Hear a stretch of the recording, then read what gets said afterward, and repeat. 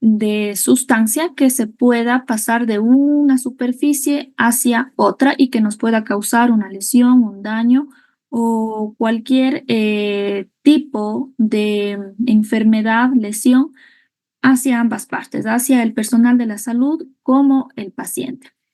Estamos ya en la precaución número 11, que es la eliminación de los desechos sanitarios. Tenemos que deshacernos de estos materiales de una forma también adecuada. ¿Por qué? Porque si nosotros manipulamos quizá unas gasas, algodón, guantes con un resto de un fluido, con sangre, esa sangre puede estar contaminada y eso nos va a generar una enfermedad. Si desechamos material cortopunzante, desechamos agujas, jeringuillas, podemos sufrir un pinchazo o las personas que se encargan de la limpieza podrían sufrirlo. Entonces, tenemos que cuidar toda esta cadena de recolección de los desechos sanitarios para la prevención de enfermedades. Vamos a ver un video de cómo tenemos que actuar, cómo debemos comportarnos cuando estamos en un centro, en una clínica, en un hospital, ¿sí? Recuerden, las normas de bioseguridad no solamente son eliminación, manejo de material, sino también manejo del equipo de protección personal que habíamos hablado, que es gorra, gafas, mascarilla, bata, zapatones, ¿sí? Todo eso dependiendo del área en la que nos toque estar y depende también del paciente al que nos toque enfrentar. Todo sigue un orden específico para la colocación y también para el retiro de esta indumentaria. Voy a activar el sonido para el video. Pontificia Universidad Javeriana Cali. Facultad de Ciencias de la Salud. Normas de comportamiento en quirófano. Bienvenidos al tutorial de normas de comportamiento en quirófano.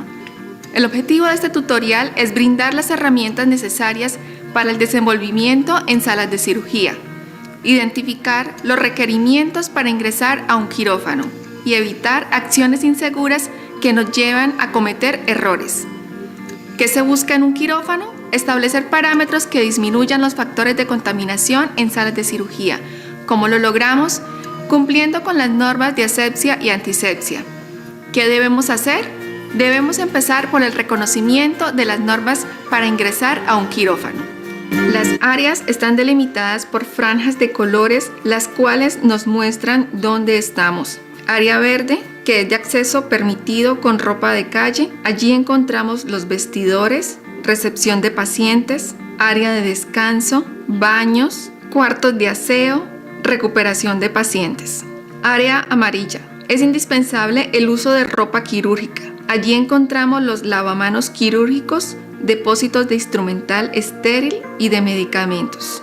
Área roja es el quirófano propiamente dicho. Requerimientos para ingreso al quirófano. Las joyas como cadenas, aretes, pulseras, relojes, anillos deben ser retirados y guardados en un sitio seguro. Las uñas deben ser cortas y sin esmalte. Su extensión no puede sobrepasar 0.5 centímetros de largo. No uñas postizas ni extensiones. Las manos y antebrazos deben estar libres de lesiones cutáneas. No está permitido el ingreso de bolsos, maletines o cualquier otro elemento que constituya una fuente de contaminación para el área quirúrgica.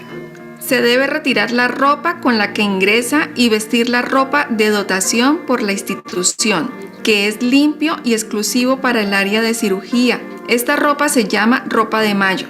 Su objetivo es que actúe como una barrera para evitar la diseminación de microorganismos hacia el paciente y a la vez al personal, que consta de un pantalón largo, amplio, cómodo, con cinta para amarrar o de resorte, camisa amplia, cómoda, con mangas cortas, cuello en V y debe portarse dentro del pantalón.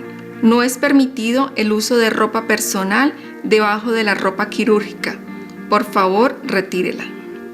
Los zapatos usados en cirugía también deben ser exclusivos del área, deben ser de fácil lavado, duro, sin perforaciones, no tela. Polainas o cubrezapatos que deben ser desechables protegen nuestros zapatos de fluidos del paciente. Gorro. Este debe ser desechable y debe cubrir todo el cabello. Tapabocas.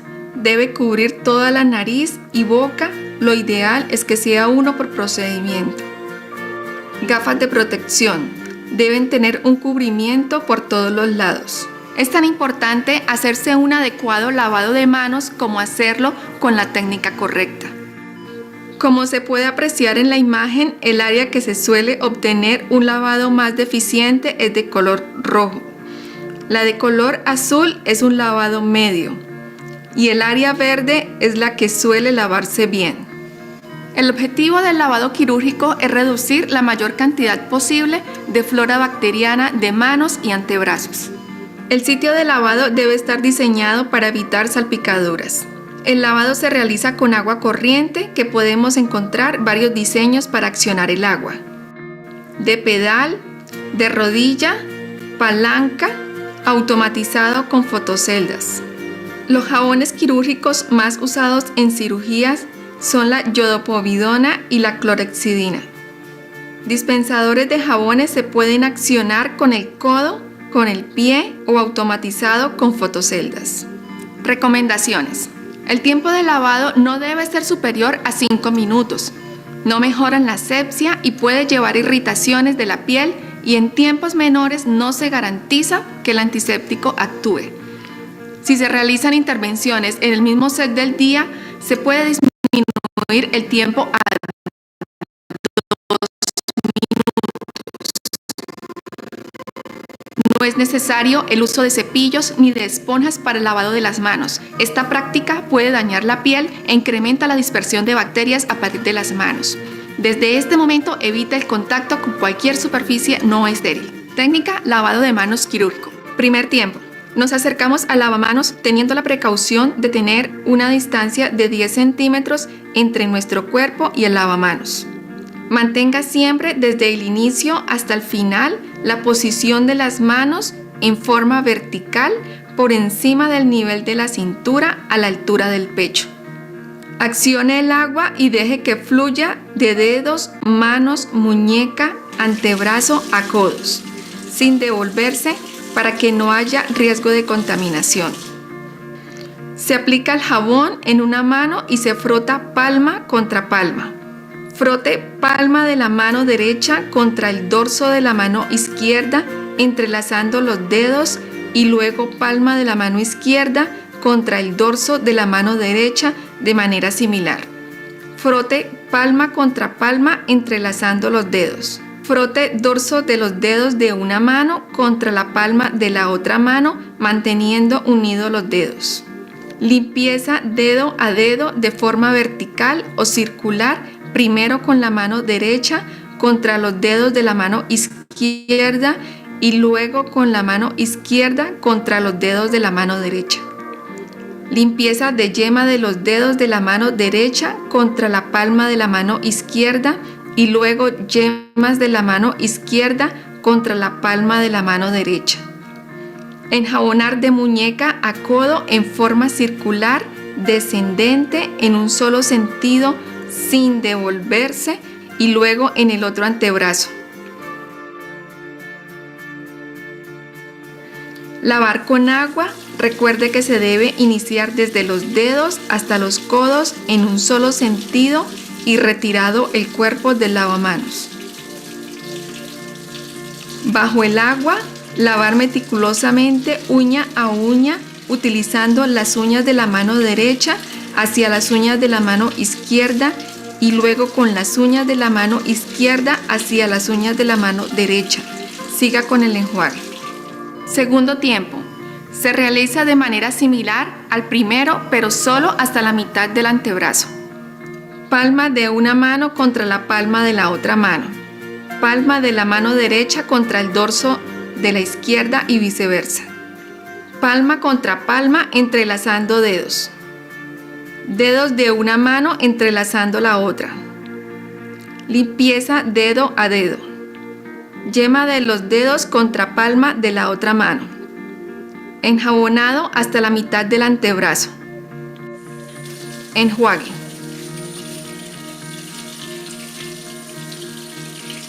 Tercer tiempo.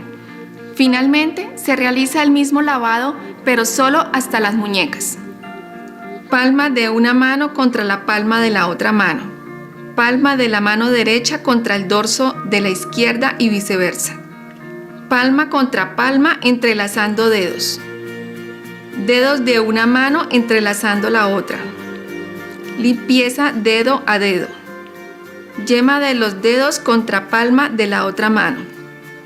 Enjabonado hasta la mitad del antebrazo. Enjuague.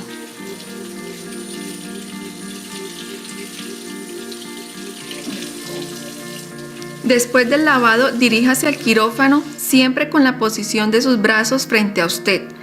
No bajar los brazos, no sacudir las manos, no tocar ningún elemento. Las puertas de los quirófanos se abren de espalda o con la cadera. No utilice las manos. Si accidentalmente toca una superficie no estéril, debe empezar el proceso de lavado de nuevo. Hay otra forma de desinfectar las manos y es usando el Ava-Gar. Ava-Gar es un antiséptico para el lavado de manos quirúrgico sin enjuague, aprobado por la FDA, que contiene 2 ingredientes activos. 1. Gluconato de clorhexidina al 1% y 2. Alcohol etílico al 61%, cubriendo un amplio espectro de microorganismos. Tiene una formulación con emolientes que ayudan a la resequedad de las manos. Este antiséptico se puede utilizar en cualquier lavado del día. No se utiliza agua, pero es indispensable tener las manos limpias y secas, es decir, debemos hacer un lavado clínico previo. Secado con una toalla limpia, no tiene que ser estéril, y luego la aplicación del Ava-Gar. Técnica: lavado de manos con Ava-Gar. Recuerde utilizar los elementos de bioseguridad, tapabocas y gafas de protección. Tenga en cuenta la posición de sus brazos, que van doblados frente a usted, por encima de la cintura, y sus manos a la altura del pecho. Primer bombeo. Acciona el dispensador aplicando una cantidad de 2 mililitros en la palma de su mano. Sumerja la punta de los dedos haciendo que penetre debajo de las uñas. Luego disperse el restante del antiséptico en la muñeca, antebrazo y codo con movimientos circulares y descendentes. Segundo bombeo.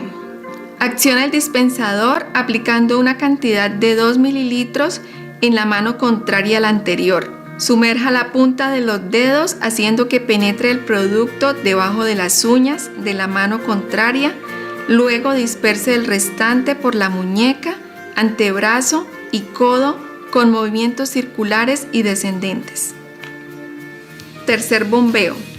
Presiona el dispensador una vez más, aproximadamente de 2 mililitros. Reparta el producto en sus manos y friccione hasta que sus manos queden secas. No utilice toallas, deje que el producto se desvanezca en sus manos. Si es alérgico a la clorhexidina, no lo use, utilice la iodopovidona.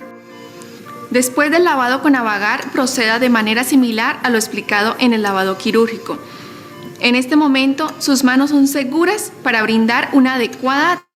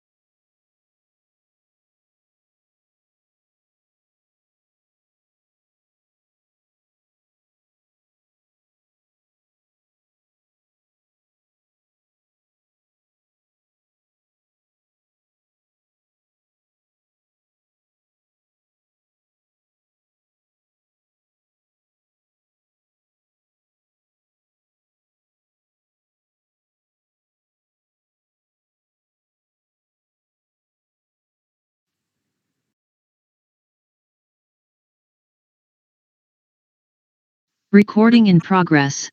Doctora, no se escucha la clase. Ya, no, recién voy a continuar.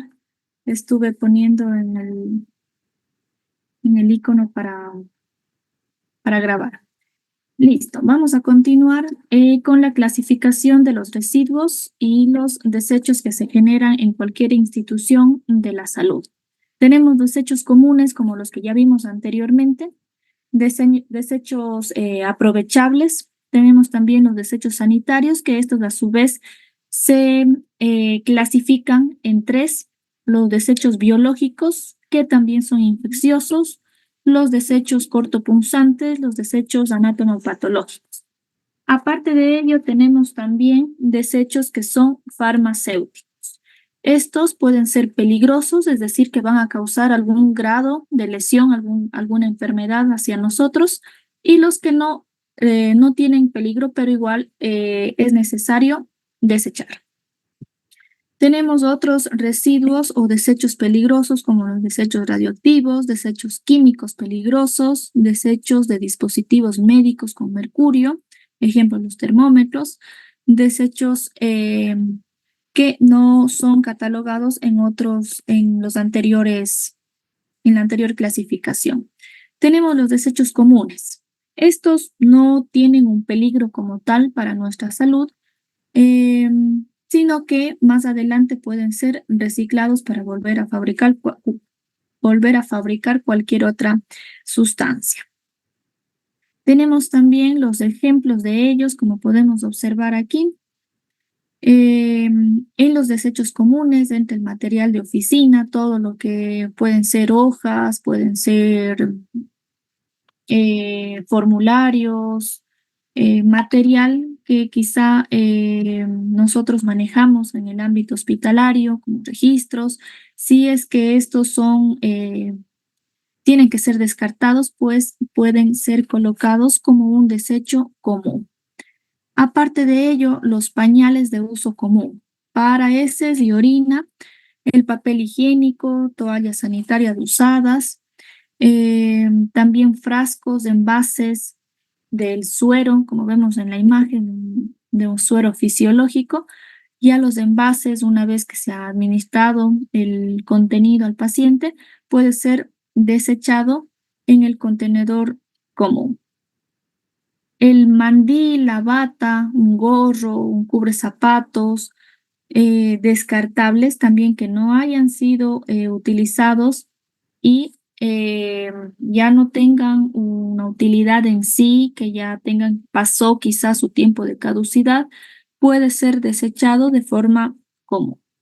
Los yesos, los vendajes, siempre y cuando no estén en contacto con sangre. Si durante el retiro de un yeso tuvo contacto con sangre, con algún fluido, con alguna infección que está con material purulento, con una secreción sanguinolenta, serosa, pues ya no va a ser desechado como lo que vemos como lo que estamos viendo, sino cuando está exento de estas sustancias, pues le desechamos en este tipo de contenedor. Tenemos la siguiente, que es el desecho biológico infeccioso. ¿A qué hace referencia? Como vemos en la imagen claramente, vemos una gasa que está prácticamente empapada de sangre, ¿sí? Entonces eso ya nos produce o es un riesgo para nuestra salud. No sabemos si esa sangre está o no está contaminada con cualquier sustancia, con cualquier microorganismo que suponga un riesgo para nuestra salud. ¿Qué incluimos aquí? El material de curación, vendajes, vendas, muestras biológicas para el análisis químico, es decir, ya se analizó una muestra de sangre. ¿Qué hacemos con el resto? Pues tiene que ser desechado en el contenedor de biológico infeccioso. El material microbiológico, todo lo que ha pasado por laboratorio, para muestras, para un resultado próximo de exámenes, esas muestras, lo que ya queda, eso también tiene que ser desechado en este contenedor, porque si une, se mezcla con los otros desechos, puede terminar produciendo o propagando gérmenes que quizá van a contagiar a otra persona o al personal que realiza la limpieza o personal de la salud en sí. Aparte de ello, los productos biológicos vencidos, ¿sí? O inutilizados como vacunas atenuadas. ¿Qué quiere decir vacunas atenuadas? Cuando un microorganismo está vivo, pero en su material, en en su ADN, hay sustancias que le inactivan, sustancias que le hacen que no tenga la misma actividad, sino que cree defensas ya en el ser humano, sin que cause la enfermedad. También puedes entrar en este grupo los sueros antiofídicos, batas, mandiles, gorro, equipo de protección personal, siempre y cuando esté contaminado con sangre o con cualquier otro fluido. También los envases que contengan muestras de heces, de orina, como se ve claramente en la imagen, porque sabemos que en la orina, en las heces, se va a encontrar una gran cantidad de microorganismos. Tenemos los desechos cortopunzantes, como su nombre mismo lo indica, ¿no? Pueden generar, aparte de una enfermedad, una lesión hacia nuestro cuerpo, ¿sí? Podemos estar expensos a una cortadura, ¿sí? A una lesión a nivel de la piel, quizá puede llegar hacia músculo, dependiendo la forma del accidente, la gravedad en sí. Aparte del contagio de este fluido, de los microorganismos que contenga. Por lo tanto, se tiene que desechar en el contenedor de cortopunzantes, que va a tener unas características muy específicas, con un material mucho más resistente para que la aguja de la jeringuilla o el material de vidrio no pueda romper, no pueda traspasar el contenedor. Ejemplos de estos desechos cortopunzantes. Tenemos las limas, las lancetas, que son una especie como de una aguja que al pinchar sobre el dedo, ¿sí? Vamos a obtener una gota de sangre que puede ser utilizada para diferentes fines, como por ejemplo un hemoglucotest o una prueba de lactato, etc. Tenemos las cuchillas, las agujas, pipetas, hoja de bisturí, utilizada frecuentemente, casi siempre, ¿no? En el quirófano, clavos contaminados con sangre, quizá el paciente viene de un accidente con una incrustación de un clavo, entonces esto va a ser desechado en este tipo de contenedor. Hisopos, depresores linguales o conocidos comúnmente como el bajalenguas, que se utiliza para examinar la boca, para examinar la faringe del paciente en procesos respiratorios, lo más común. Esto tiene que ser desechado también en cortopunzantes, ¿sí? Porque esto puede sufrir un doblez. Este bajalenguas puede romperse y va a quedar con ángulos muy agudos, es decir, con partes muy puntiagudas, que eso puede generar un accidente. También tenemos los espéculos vaginales, que son descartables. Hay otros que no son descartables, esos tienen que pasar al área de esterilización. Tubos con sangre, con suero o plasma, que son componentes de la sangre. Palillos para mezclar o inocular las muestras de laboratorio. Cuando se analiza una muestra, ejemplo, una muestra de heces, se utiliza unos palillos, ¿sí? Para poder hacer un tipo de barrido del material y poder observar directamente sobre el microscopio. Jeringuillas que no hayan sido separadas de la aguja, ¿sí? Fluidos corporales, muestras biológicas durante el diagnóstico, el tratamiento, material con características punzantes o cortopunzantes, tal como su nombre lo indica, ¿no? Aquí vamos a desechar todo lo que pueda generar un daño, una lesión a nivel de la piel o de los demás tejidos que se encuentran por debajo de ella y que pueda generar accidentes. Por eso hay que tener mucha precaución cuando una persona va a administrar un medicamento. Los medicamentos por vía endovenosa, por vía intramuscular, generalmente vienen en estas ampollas, como vemos en la tercera imagen, que al momento de romper se puede generar una lesión, un corte a nivel de la mano. Entonces ahí hay que tener precaución de romper esta ampolla, quizá con una gasa, quizá con alguna otra eh, objeto que nos permita también salvaguardar nuestra integridad, ¿sí? Aparte de ello, al momento de estar con el paciente, estas pueden sufrir una contaminación y esa contaminación puede ser también, puede perjudicarnos a nosotros. Tenemos los desechos farmacéuticos no peligrosos.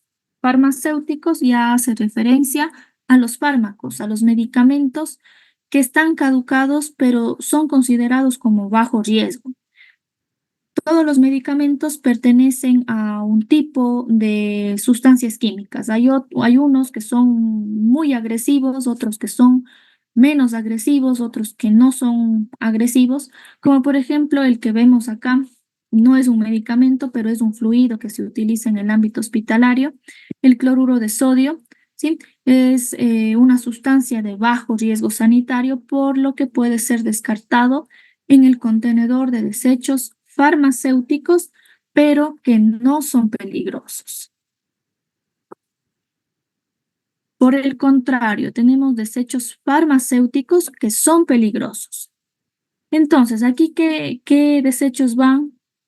Van los medicamentos que ya han cumplido su tiempo de caducidad, es decir, que ya no van a surtir un efecto beneficioso en el ser humano, pero debido a sus sustancias químicas que contienen, a su principio activo, es decir, la sustancia que causa un efecto en el paciente, puede generar algo tóxico, puede generar toxicidad a nivel del ambiente si este se deja en un entorno abierto, puede generar cualquier tipo de toxicidad, ¿sí? Recordemos que todos los medicamentos tienen efectos secundarios para el ser humano.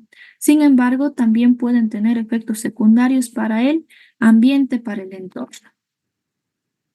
Ejemplos de estos, tenemos los antibióticos, tenemos medicamentos antiparasitarios, antimicóticos, hormonas. Los antibióticos, que son medicamentos que se administran cuando una persona tiene una enfermedad, una infección causada por bacterias. La otra, antiparasitarios, enfermedad causada por parásitos, antimicóticos, causada por hongos. Tenemos también medicamentos controlados o sujetos a fiscalización, como los psicotrópicos, los psicofármacos, los estupefacientes o los narcóticos, que estos ya son medicamentos mucho más agresivos y necesitan un tipo de receta especial. No se realiza su dispensación con una receta normal, sino que necesita ya un mayor control, un control mucho más riguroso para poder administrar a un paciente. Aparte de ello, las soluciones parenterales, ¿sí?, que se consideran ya un desecho peligroso, y para disminuir el riesgo de una enfermedad, pues tienen que ser descartados en este tipo de contenedores, porque hay soluciones parenterales que, si bien tienen solución salina que vimos en la diapositiva anterior, pueden estar ya mezcladas con cualquier tipo de medicamento, puede ser un antibiótico, puede ser cualquier otro, cuyo principio activo sea mucho más fuerte y pueda generar cierta toxicidad.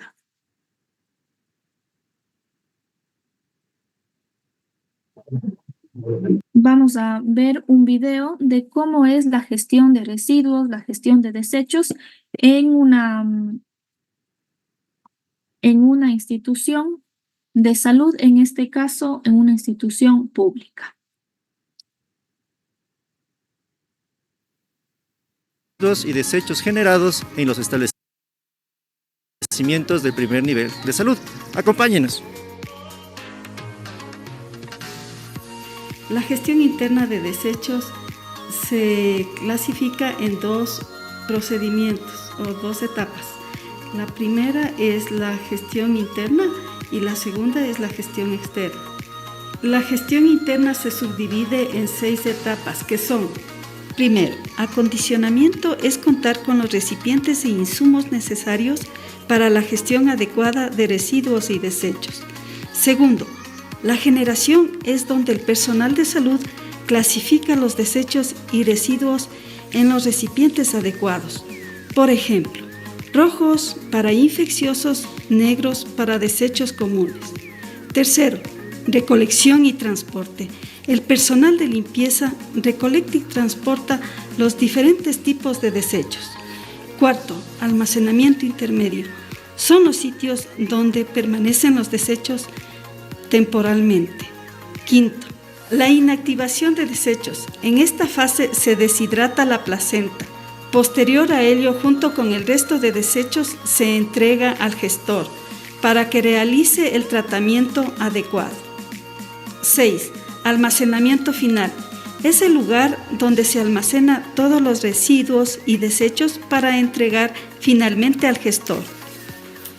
Los desechos infecciosos en atención a los pacientes de la COVID-19 se realiza en las mismas fases, pero de manera diferenciada, incluyendo la entrega al gestor.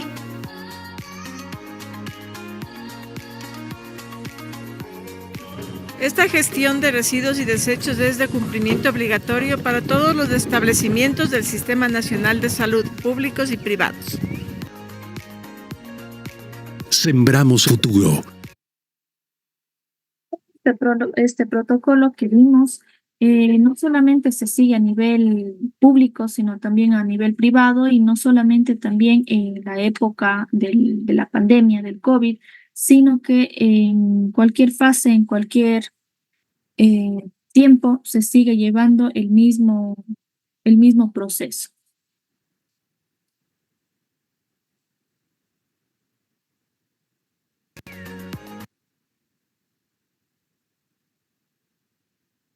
Terminamos con este tema de bioseguridad. Vamos a continuar con el otro tema. Doctora, una pregunta. ¿Toda la clase que nos está dando está en el módulo?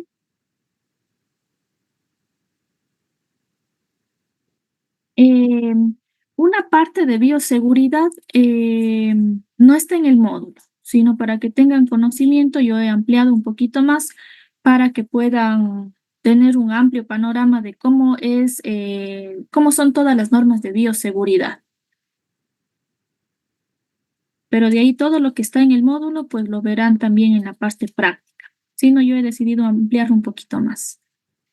Perdón, doctora, pero ¿y cómo se podría hacer para obtener también de lo que usted ha agregado?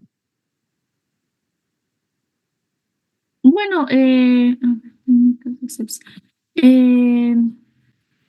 si desean tener esta parte, ya les puedo pasar al WhatsApp. Sí, Como por vieron, favor. Son normas que, espérenme un minutito, estoy con las diapositivas. Ya, son normas que genera el Ministerio de Salud Pública. Ajá, que son también muy, muy importantes. Sí nos gustaría que nos envíe al WhatsApp también, por favor. Ya. Ahí, por favor, me confirman si se puede ver la pantalla.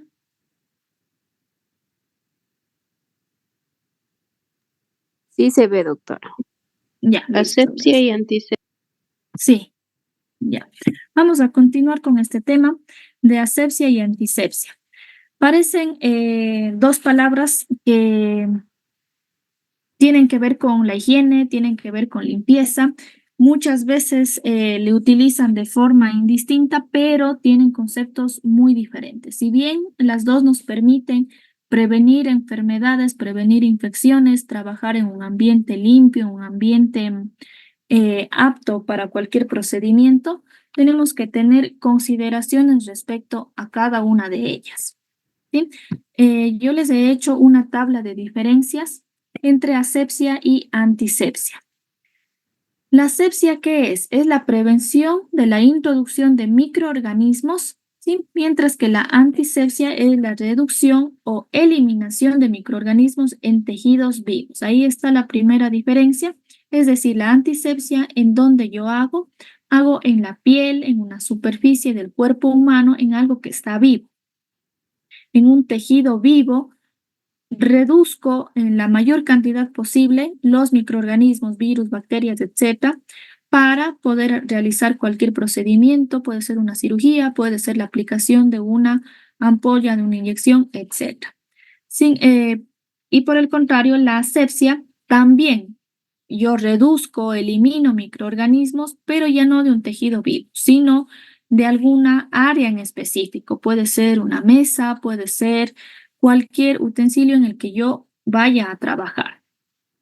La asepsia me permite crear un ambiente estéril, ¿sí? Mientras que la antisepsia no me va a permitir crear un ambiente estéril, sino me permite desinfectar la piel o cualquier tipo de cualquier superficie corporal. Teniendo en cuenta este objetivo, los métodos de la asepsia van a ser los siguientes: el uso de un equipo estéril. Por ejemplo, para hacer una curación se necesita pinzas, se necesita apósito, se necesita una tijera y estas tienen que tener una asepsia. ¿Cómo se logra esta asepsia? Por medio de la esterilización, por medio ya de un equipo, de una máquina que es el esterilizador que me permite lograr este objetivo. Mientras que la antisepsia, que es la que me permite eliminar los microorganismos de la piel prácticamente, esto se logra mediante el uso de alcohol, de otros tipos de antisépticos como la clorhexidina o iodoforos. Es decir, estas sustancias me permiten reducir la cantidad de microorganismos o eliminar en sí. Cuando aplico la asepsia, cuando un paciente va a una cirugía, cuando se va a realizar un procedimiento invasivo con el objetivo de prevenir una infección no solamente local, sino una infección sistémica. Cuando aplico la antisepsia, cuando quiero hacer una preparación de la piel, es decir, cuando quiero hacer una curación de la piel. Si voy a administrar una ampolla a nivel intramuscular, primero yo tengo que generar por medio de un algodón, de una gasa, con un antiséptico como los que vimos anteriormente, tengo que realizar una limpieza de la piel para que esta zona sea apta y al momento de yo administrar, de yo pasar con la aguja todas estas capas, no se genere una infección, ¿sí? Entonces, que quede claro, la asepsia y la antisepsia, la similitud es que las dos reducen o eliminan microorganismos. ¿Cuál es la diferencia? Que la una es en tejidos vivos, la antisepsia, y la otra no es en los tejidos vivos. Estas dos técnicas, la asepsia y la antisepsia, son muy importantes para administrar medicamentos, ¿sí? Como les decía anteriormente, si se administra a nivel subdérmico, intramuscular, intravenoso, las dos técnicas yo tendré en cuenta, no solamente a nivel de quirófano, no solamente cuando haga una curación, sino las dos. O sea, en este curso de inyectología y sueroterapia, las técnicas que se van a utilizar son la asepsia y la antisepsia. Nuevamente tenemos una tabla, pero aquí lo que quiero destacar son los ejemplos. La asepsia es la esterilización del material, el equipo quirúrgico, la desinfección de mesas, la zona del trabajo, ¿sí? Para administrar una inyección, nosotros vamos a colocar todos los materiales, jeringuillas, agujas, catlones, el registro, la hoja de medicamentos, todos estos materiales que vamos a tener para un correcto procedimiento con normas de asepsia. Mientras que la antisepsia va a estar específicamente en los tejidos vivos. Es decir, vamos a limpiar de una manera muy profunda, ¿sí? La zona en la que vamos a administrar el medicamento y también vamos a realizar antisepsia en nuestras manos. ¿Por qué? Porque por medio de nuestras manos vamos a hacer este procedimiento y no queremos llevar nuestras bacterias, virus, etcétera, hacia la superficie corporal del paciente. ¿Cuáles son las técnicas? Tenemos varias. La primera, la higiene de manos. Hay que hacer un lavado de manos con agua, con jabón, ¿sí? Cuando hacemos este lavado de manos, cuando nosotros veamos ya que nuestras manos están visiblemente sucias. En caso de que estamos en un lugar muy alejado, quizá en una zona rural, en una zona en la que no contamos con todos los medios, vamos a hacer simplemente una higiene de manos con un alcohol gel, que ahí ya no necesitamos agua, puede haber agua que no está en condiciones óptimas, pero podemos nosotros llevar con nuestros materiales el alcohol gel. ¿Cuándo hacemos? Tenemos acá los 5 momentos que nosotros tenemos que realizar la higiene de manos. 1, antes de tocar al paciente. El objetivo aquí es yo no tengo que llevar mis propios microorganismos, por decirlo así, hacia el paciente, ¿sí? Es decir, yo evito la contaminación hacia el paciente. 2, antes de realizar una tarea limpia, una tarea aséptica. Es decir, si yo tengo que realizar la administración de un medicamento por cualquier vía, tengo que administrar o tengo que colocar una sonda, es necesario que yo haga mi higiene de manos. El siguiente momento es cuando yo tuve un riesgo a un fluido corporal. Es decir, hice una extracción de sangre, ¿sí? Estuve en riesgo a tener contacto con la sangre del paciente, nuevamente hago mi lavado de manos.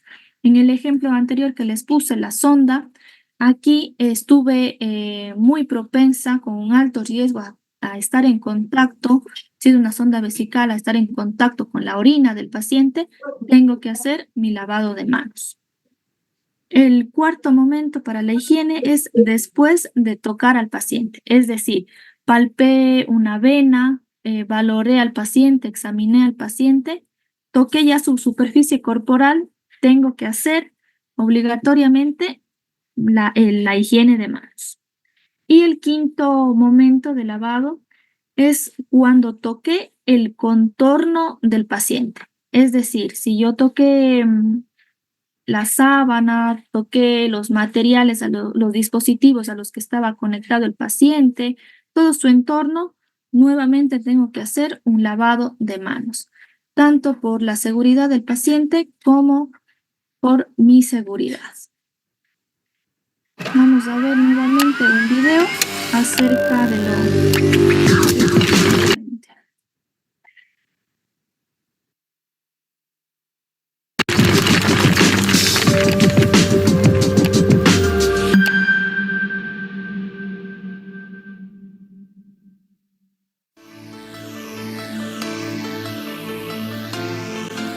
Save Lives, Clean Your Hands hace hincapié en el uso del modelo de los 5 momentos para la higiene de manos. Este modelo anima a los profesionales sanitarios a lavarse las manos antes del contacto con el paciente, antes de realizar una tarea aséptica, después del riesgo de exposición a fluidos corporales, después del contacto con el paciente y después del contacto con el entorno del paciente. Lavarse las manos antes del contacto con el paciente. ¿Cuándo? Hay que lavarse las manos al acercarse al paciente, como por ejemplo al estrecharle la mano, al ayudarle a moverse o al realizar un examen clínico. ¿Por qué? Para proteger al paciente de los gérmenes dañinos que tenemos depositados en nuestras manos. Lavarse las manos antes de realizar una tarea aséptica. ¿Cuándo? Inmediatamente antes de realizar cualquier tarea, como puede ser realizar una cura, preparar la alimentación. ¿Por qué? Para proteger al paciente de los gérmenes dañinos que pudieran entrar en su cuerpo, incluidos los gérmenes del propio paciente. Lavarse las manos después del riesgo de exposición a fluidos corporales. ¿Cuándo? Inmediatamente después de estar expuesto a fluidos orgánicos, aunque se lleven guantes. ¿Por qué? Para protegerse y proteger el entorno de atención sanitaria de los gérmenes dañinos del paciente. Lavarse las manos después del contacto con el paciente. ¿Cuándo?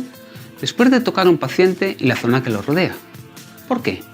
Para protegerse y proteger el entorno de atención sanitaria de los gérmenes dañinos que pudiera tener el paciente. Lavarse las manos después del contacto con el entorno del paciente. ¿Cuándo? Después de tocar cualquier objeto o mueble del entorno inmediato del paciente, incluso si no se ha tocado al paciente. ¿Por qué? Para protegerse y proteger el entorno de atención sanitaria de los gérmenes dañinos que pudiera tener el paciente. En los últimos programas y directrices de la OMS se focaliza el esfuerzo de la promoción de los dos primeros momentos. Estos son antes de entrar en contacto con el paciente y antes de realizar una técnica séptica. Esto se debe al análisis de varios años de actuación que demuestra que los profesionales tienden a cumplir con la higiene de manos en los momentos de después de realizar una actividad al paciente.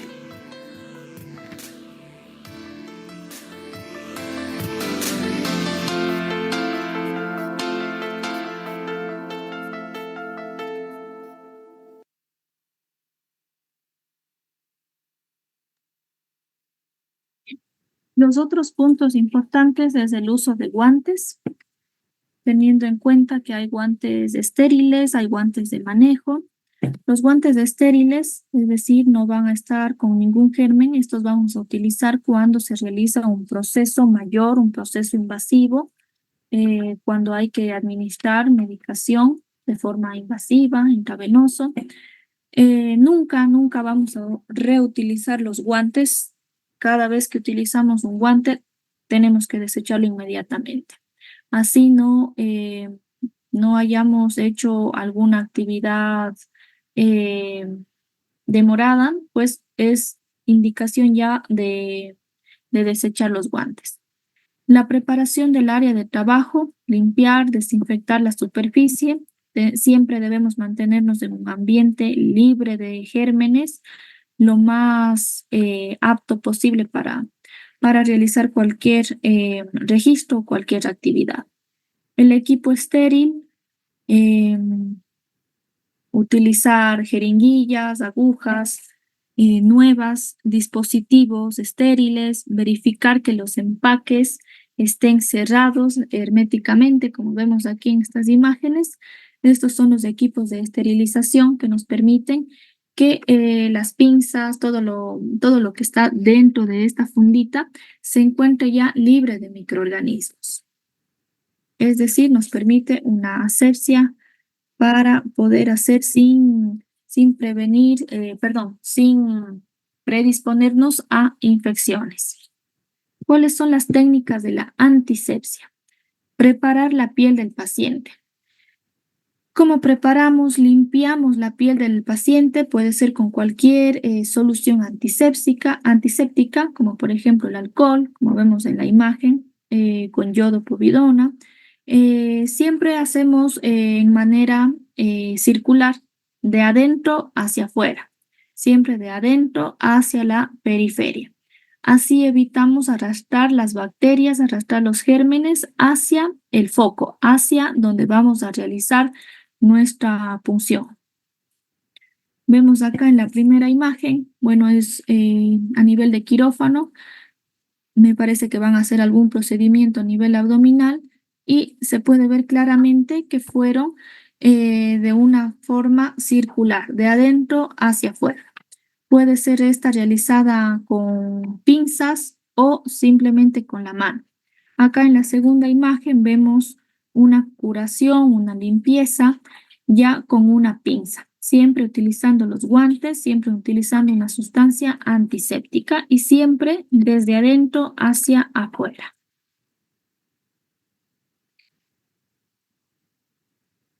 En resumen, ¿sí? La asepsia y la antisepsia son dos procedimientos que me permiten prevenir enfermedades, que me permiten evitar la propagación de gérmenes.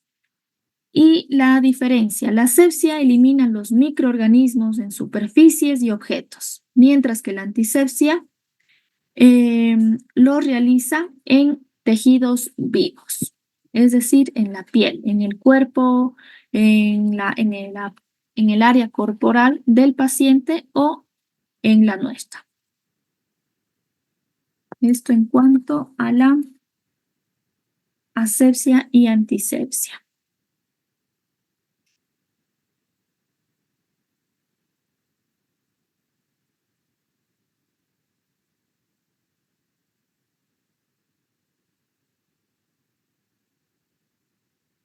Vamos a ver un video.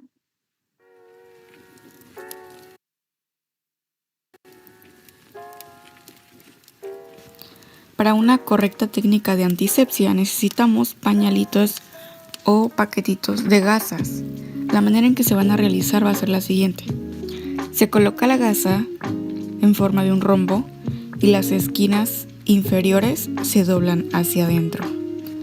Y finalmente la última esquina la vamos a meter en ese pequeño hueco que está ahí. De esta manera, asegurándonos de que quede firme. Para la realización del lavado mecánico con una técnica centrífuga voy a empezar con una gasa empapada en antiséptico, iniciando en el lugar en el que se va a realizar la incisión desde el centro hacia afuera, siempre tratando de rotar las caras de la gasa para que se tenga una mejor antisepsia del área. Ocuparemos 2 gasas aproximadamente con el antiséptico y se va a repetir el procedimiento del centro hacia afuera.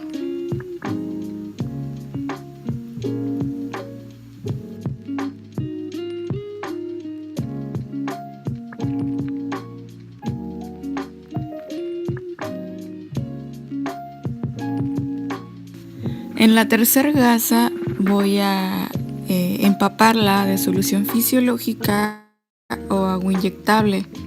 Esta me va a ayudar a retirar el exceso de antiséptico o jabón que haya quedado. La cuarta gasa no se va a empapar de nada, es decir, nos va a servir para secar el área. La vamos a extender de esta manera y vamos a realizar un barrido de proximal a distal. Para esta técnica vamos a necesitar pinzas y antiséptico de iodopovidona. Esta técnica se conoce así ya que es una técnica en la que se usa un barrido de proximal a distal y de medial a lateral. Siempre tenemos que ir cambiando las caras de nuestro pañalito. Una vez que he terminado un área del brazo, voy a utilizar otra gasa.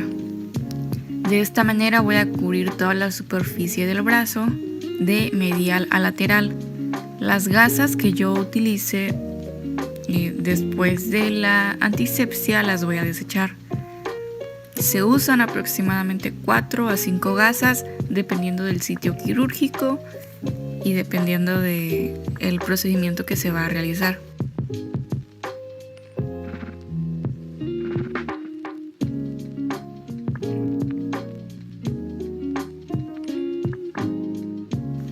Y así de esta manera tengo que cubrir toda la superficie del brazo, cambiando las caras de nuestro pañalito o nuestra gasa.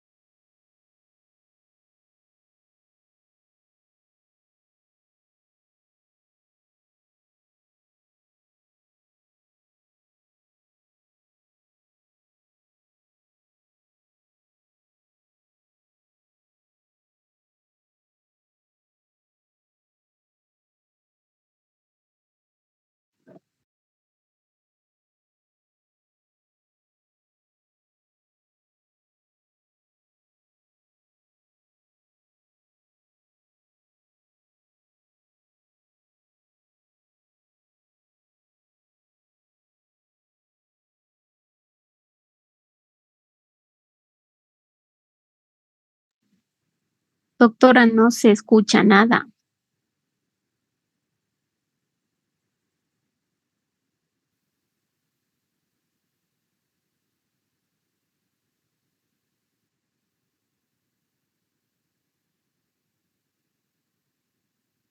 Instrumento de apoyo.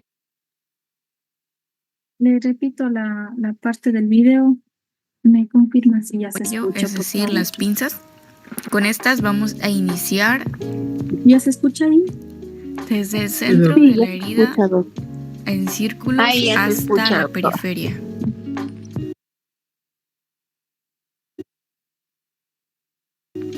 Siempre es muy importante extenderse unos 10 a 7 centímetros más allá de la herida. Y esto, por supuesto, va a depender del área anatómica en la que se encuentre la herida o en la que se vaya a realizar el procedimiento quirúrgico.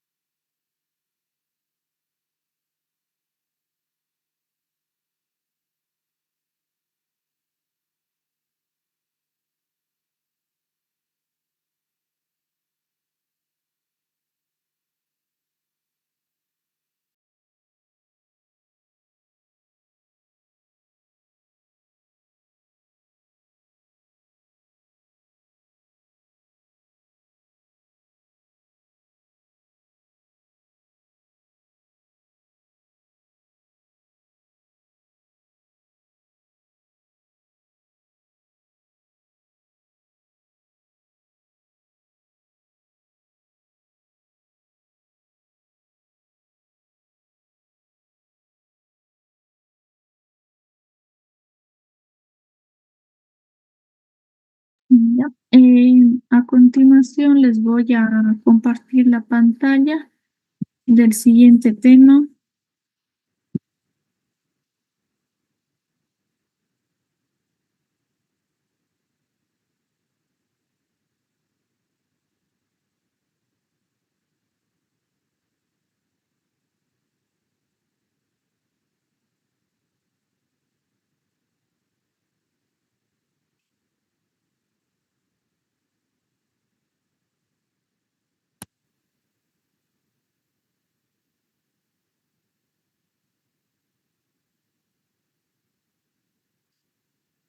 Listo, ahí me confirman por favor si es que se ve la pantalla.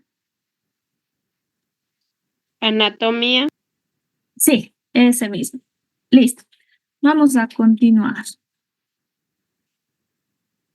Recording in progress. Vamos a ver ahora dos ciencias muy importantes en el ámbito de la salud, en el ámbito de la medicina, en el ámbito de la enfermería, que es la anatomía y la fisiología. ¿Cuál es el objetivo de saber estas ciencias? ¿Sí? Tiene suma importancia por lo que nosotros tenemos que conocer cada una de las estructuras que vamos a estar en contacto o que van a estar en contacto la aguja, el material, el dispositivo que va a permitirnos la administración de un medicamento. ¿Por qué? Porque tenemos que aprender a diferenciar estructuras en las cuales tiene que ir la aguja y estructuras en las cuales puede causar una lesión a corto plazo o una lesión muy severa. Bueno, teniendo esto en mente, vamos a dar inicio a la anatomía. Para saber qué es anatomía, tenemos que dividir a esta palabra en dos partes, ¿sí? Anatomía viene de átomos, una palabra griega, ¿sí? Ana, que significa por medio de, tomos, corte. Es decir, por medio de un corte se va a estudiar una estructura. Disección significa cortar, significa separar. ¿Por qué necesitamos cortar? Para ir estudiando cada estructura mucho en una parte mucho más pequeña, más delimitada y saber cuál es su unidad básica, su unidad fundamental y qué va formando, qué conjunto, qué complemento forma cuando se van uniendo diferentes estructuras. En términos sencillos, ¿qué significa la anatomía? Es una ciencia que estudia el cuerpo humano, se encarga de examinar la estructura, la localización, la ubicación de cada parte de cada estructura del cuerpo humano. Es decir, por qué está conformado, por cuántos huesos está conformado el ser humano, por cuántos músculos está conformado el ser humano, en qué parte está localizado un hueso, qué estructuras se encuentran adyacentes, qué estructuras se encuentran más distantes. Esto nos permite saber y dimensionar por dónde voy a hacer el pinchazo, por dónde voy a colocar la aguja, en qué sentido, qué voy a tratar de evitar, ¿sí? Tenemos superficies corporales que tenemos que generar una angulación con la aguja, porque si le realizamos de una forma recta, una forma que sea incorrecta, vamos a generar lesión, que incluso puede lesionar el hueso en ciertos casos. Por eso es muy importante tener conocimiento de anatomía. Tenemos otra ciencia que es la fisiología. Fisio viene de naturaleza, y logía viene de logos, que significa estudio. Es decir, el estudio de la naturaleza, el estudio del cuerpo humano. ¿Cuál es el significado en sí de fisiología? Va a estudiar las funciones, ¿sí? Entonces, si hacemos una diferencia entre anatomía y fisiología, decimos que anatomía es el estudio de la estructura, de la localización de las partes corporales, mientras que la fisiología puede estudiar estas mismas partes corporales, de esos mismos segmentos, pero se encarga de estudiar el funcionamiento en sí. Aquí les he puesto un ejemplo del corazón. En la primera imagen vemos o vamos a hacer un estudio de la anatomía. Si yo digo voy a hacer un estudio de la anatomía, quiere decir que voy a estudiar las estructuras, la localización. Aquí puedo ver que el corazón tiene cámaras, tiene huecos, tiene espacios, tiene cavidades, como ustedes quieran llamarlo, que son dos superiores llamadas aurículas, dos inferiores llamados ventrículos.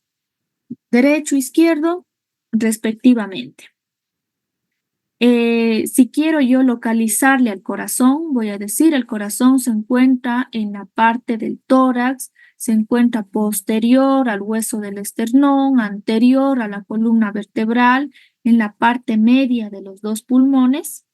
Mientras que si yo quiero estudiar al corazón, al mismo órgano, pero ya de acuerdo a la fisiología, de acuerdo a las funciones, yo voy a decir el corazón tiene movimientos, un movimiento de contracción, es decir, el movimiento en el que el corazón expulsa la sangre, hace una eyección, y un movimiento de relajación o de diástole, el movimiento que permite al corazón relajarse, distenderse y que llegue sangre. El corazón, una vez que se llena de esta sangre, permite que esta sangre sea expulsada con fuerza. ¿Sí? Entonces, aquí en esta diapositiva podemos ver la diferencia entre la anatomía y la fisiología. Las dos pueden estudiar las mismas estructuras, los mismos órganos, pero se enfocan en partes diferentes. Anatomía, localización, estructura, y fisiología estudia las funciones. Vamos a iniciar con el sistema muscular, ¿sí? Teniendo en cuenta ya estos datos de anatomía y fisiología. Como vemos aquí en la imagen primera, vemos una gran cantidad de músculos, ¿sí? Aproximadamente tenemos 650 músculos en el cuerpo humano. ¿Cuál es el objetivo? ¿Cuál es la función de los músculos? Pues permitir el movimiento por medio de los huesos, de las articulaciones, y por medio del movimiento podemos realizar cualquier actividad, ejecutar cualquier destreza, ya sea algo ligero, algo que requiera mayor dimensión, en cuanto a fuerza, en cuanto a motricidad, etc. Vamos a iniciar primeramente con los músculos de la extremidad superior. ¿Por qué llamo extremidad superior? Porque comúnmente nosotros llamamos al brazo, ¿sí? Como a toda la extremidad superior, pero es necesario delimitar de dónde a dónde va el brazo. El brazo va desde la articulación del hombro hasta la articulación del codo. Simplemente esa parte es el brazo. ¿Qué es el antebrazo? Pues a partir de la articulación del codo hacia la parte más distal, hacia la parte más lejana. Teniendo en cuenta estas consideraciones, vamos a dividir a los músculos de la extremidad superior. Los músculos del brazo. Tenemos músculos que nos permiten flexionar. ¿Qué es flexionar? Es doblar, es retraer la extremidad. ¿Y qué es extender? Es ponerle a la extremidad recta en un sentido vertical, ¿sí? Eso es extender y flexionar el efecto contrario. Por ejemplo, en la primera imagen que vemos una extremidad superior de un paciente, vemos que el brazo y el antebrazo pues están flexionados. Es decir, hay una flexión, hay una retracción, si le podríamos llamar de esa manera, a nivel del codo. Para que haya un movimiento en cualquier parte de nuestro cuerpo, tienen que haber músculos que me permitan y músculos antagonistas, ¿sí?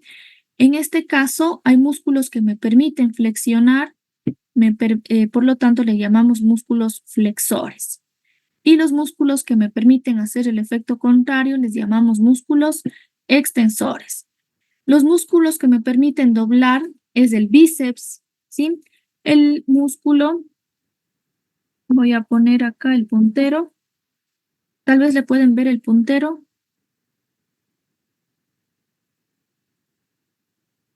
¿Y alguien me confirma si se ve el puntero? Sí, Doc, sí se puede observar. Ya, listo, gracias. Vemos acá, en esta prominencia muscular, vemos el músculo bíceps. Si en este momento nosotros flexionamos nuestra extremidad superior, vamos a ver una prominencia en la parte de adelante, en la parte anterior del brazo. Este músculo es el bíceps, ¿sí? Tenemos otro músculo que es el músculo braquial anterior, que lo vemos en la siguiente imagen, en esta de acá. También tenemos los músculos extensores, ¿sí? Bueno, antes de pasar, en su libro ustedes tienen que dentro de los músculos flexores se encuentra el músculo supinador largo. Yo aquí le puse una interrogante. ¿Por qué le pongo una interrogante aquí al músculo supinador largo? Si bien es un músculo que permite doblar, que permite flexionar la extremidad superior, este músculo no forma parte del brazo, ¿sí? Está ya a nivel del antebrazo. ¿Por qué? Fíjense aquí, ya está las falanges. Esto es antebrazo. Entonces, estamos aquí en los músculos flexores mezclando. Tenemos los músculos bíceps, el bíceps braquial y el supinador largo. Pero si queremos ser un poquito más concisos, ¿cuáles son? Solamente los músculos del brazo son músculo bíceps, que vemos aquí, y el músculo braquial que vemos en la imagen de acá, en la tercera imagen que está de un color verde. Mientras los unos se contraen, aumentan de tamaño, hay otros músculos que se extienden, que se hacen mucho más largos, que se elongan, ese es el término adecuado, para permitir este movimiento. ¿Cuáles son? Los músculos tríceps braquial. El músculo que se encuentra en la parte posterior, en la parte dorsal del brazo, ¿sí? Si yo quiero extender, si yo en este momento muevo mi extremidad superior de forma vertical, extiendo, el músculo que está a cargo es el tríceps braquial.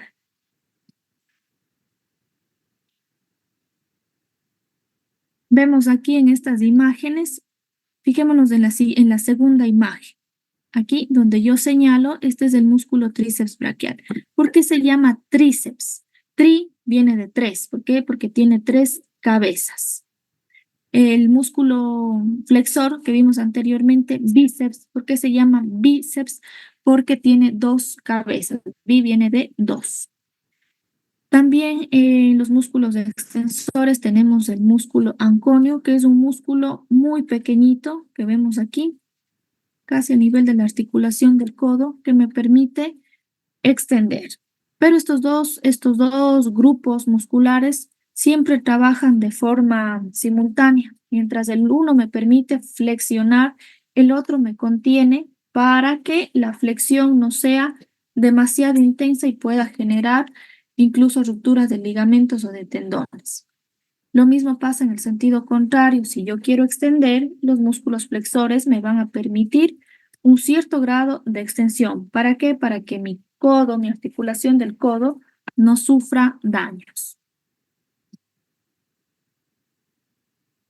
Vamos a estudiar los músculos que acabamos de mencionar un poquito más a detalle, ¿sí?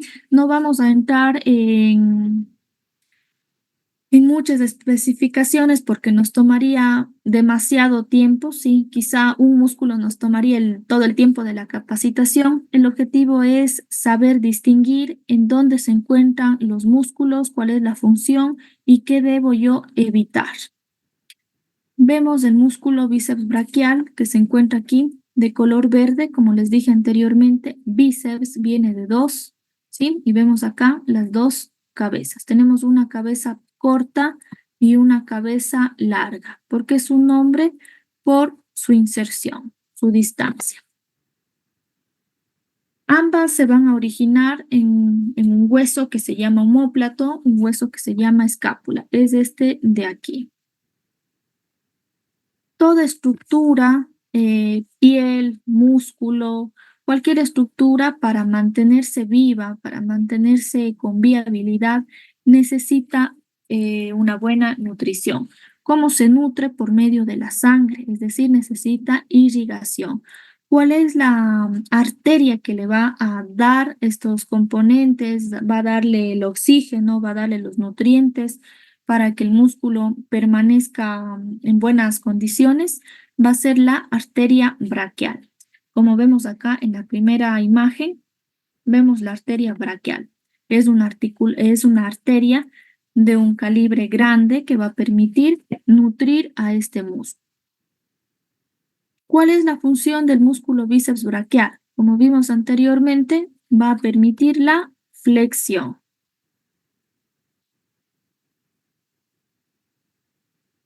Tenemos otro músculo que también es un músculo que nos permite doblar, nos permite flexionar la extremidad superior. Este se llama braquial anterior. ¿Por qué anterior? Porque está adelante del brazo. Sin embargo, este músculo se encuentra cubierto por el músculo bíceps braquial. Es decir, por donde yo señalo con el láser, por aquí va a estar el músculo bíceps braquial y debajo de este va a estar el músculo músculo braquial anterior. Este es un músculo con una gran capacidad, con una gran fuerza para doblar la extremidad. Muchas veces le llama burro de carga, coloquialmente, por lo que tiene esa magnitud, esa fuerza, esa potencia para permitir la flexión. Tenemos el músculo braquiorradial o supinador largo. Cualquiera de los dos nombres hace referencia al mismo músculo. El músculo se encuentra la mayor cantidad en el antebrazo. Entonces, tengamos en cuenta que no es un músculo en sí del brazo, sino que también se encuentra a nivel del antebrazo, o sea, más inferior a este. ¿Cuál es la función? Pues flexionar la extremidad superior y cuando realizamos un movimiento rápido, un movimiento quizá de una reacción, algo que genere un estímulo y nosotros necesitemos hacer rápido una flexión, pues este músculo es el encargado de realizar esta acción.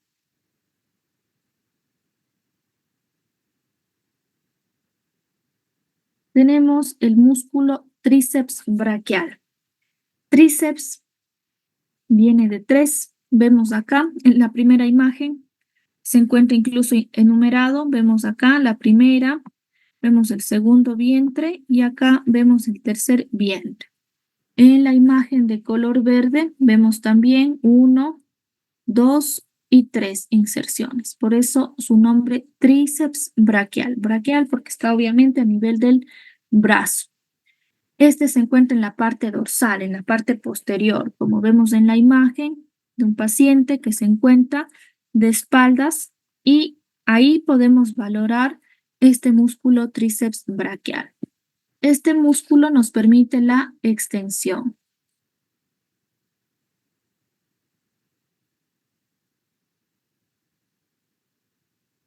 Tenemos el músculo anconio, que también es un músculo que nos permite extender.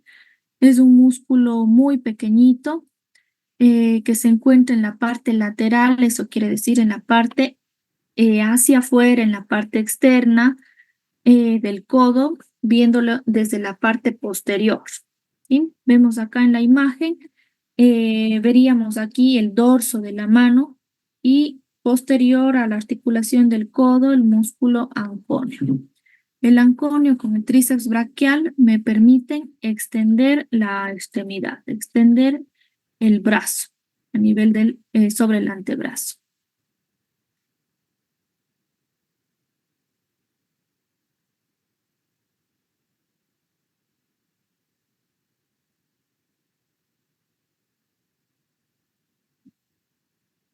Voy a proyectarles un video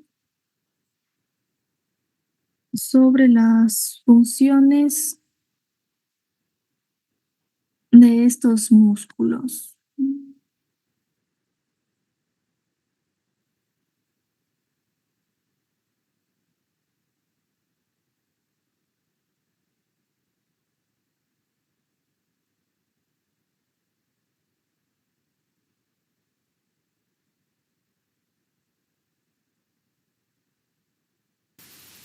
Hola, ¿cómo están? Bueno, en este video de flexión y de la extensión del codo, ahí lo que estamos viendo, este movimiento que estamos viendo es la flexión del codo. Este movimiento está dado por la articulación húmero-cubital. ¿Sí? Recordemos que el complejo articular del codo también incluía a la articulación del húmero con el radio y después del radio con el cúbito, ¿sí? Pero la responsable de este movimiento de flexión y extensión es la articulación húmero-cubital, cuyas superficies articulares eran la tróclea del húmero con la cavidad sigmoidea mayor del cúbito, ¿sí? A ver si de este lado se ve un poquito más. Y la cavidad es esta, la flexión y extensión, que va a hacer que el antebrazo dibuje o marque en el plano sagital, ¿sí? Este movimiento. Bueno, los músculos agonistas de la flexión del codo son el bíceps en sus dos porciones. Fíjense que tenemos una porción corta y una porción larga de bíceps, ¿sí? Que ya lo vamos a ver las inserciones. Ambas porciones se insertan en la tuberosidad bicipital del radio y tienen distintos puntos de origen, uno sobre la apófisis coracoides y otros por encima de la cavidad glenoidea de la escápula, ¿sí? Bueno, además del bíceps, tenemos la participación del braquial anterior y del supinador largo, que sería este músculo aquí. Bueno, ahí los vamos a ver a cada uno por separado. Bueno, acá tenemos el bíceps, que podríamos decir que es el principal flexor del codo. Y vamos a distinguir dos porciones que tiene el bíceps, ¿sí? Por eso el bíceps tiene dos vientres musculares que tienen insertan tercer músculo, extender el codo, y vamos a imaginarnos que está tirando de una resistencia, podría ser una polea para poder extender el codo, que sería llevarlo nuevamente a la posición neutra, la posición anatómica, ¿sí? Bueno, acá tenemos un gran músculo principal que es el tríceps, ¿sí? Y el tríceps tiene 3 porciones, por eso su nombre tríceps, ¿sí? Y un pequeño músculo, el anconio, que también es sinérgico de la extensión del codo, ¿sí? Bueno, vamos a ver el tríceps por separado, así vemos sus distintos puntos de origen.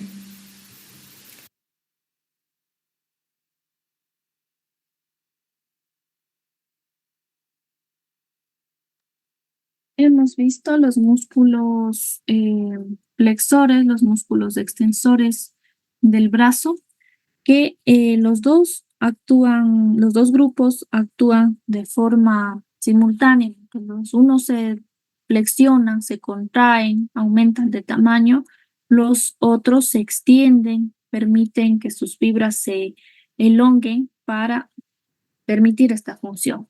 ¿Sí? Si se realiza la extensión, los músculos extensores se contraen y los músculos flexores se hacen más largos, se elongan. Los dos actúan, como les dije, de forma simultánea para doblar, para extender el brazo. Es necesario conocer esto para tener en cuenta qué estructuras nomás debemos evitar, qué estructuras nomás son importantes al momento de que nosotros estemos ante una administración de una medicación. ¿Sí?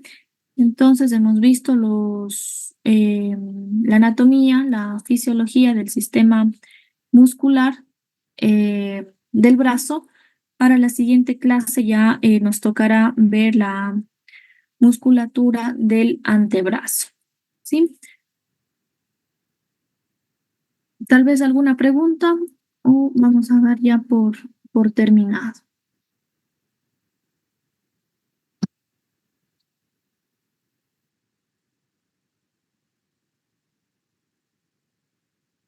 Recording stopped. Doctora, que nos ayude con los temas que no están en el formulario que tenemos. Ya, bueno, el tema nomás